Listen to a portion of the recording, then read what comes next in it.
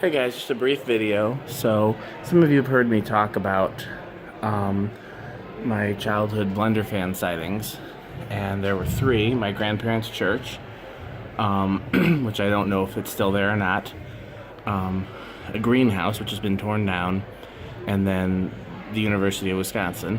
And this was the first place I saw them, at the University of Wisconsin. This is in the Memorial Union, which was kind of like the clubhouse for the whole university. And most of it's been remodeled. This is one area that kind of hasn't been.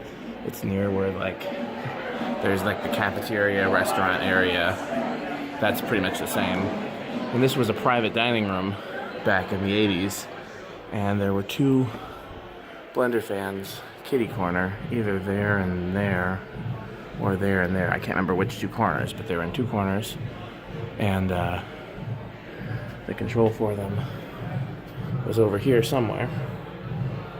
And then in the 90s they changed the ceilings. I don't even think these beams were here, or at least they were a different pattern.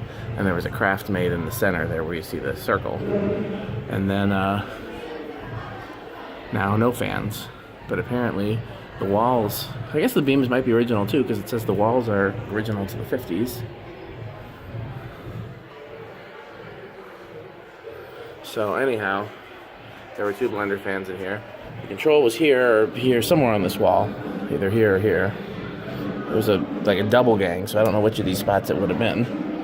In my memory, it was either here or here, and the light switches were here. Could have been over here.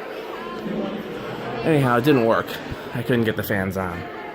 So, and then there was an arcade that's long gone that had relights, and that was right down that hall. Then there was an ice cream shop at the end of the hall that had ring fans. And the stairs, it's long gone. There was a stairs, still right here, that had cast Dayton's. Yeah, all kinds of cool fans, but it's all long gone.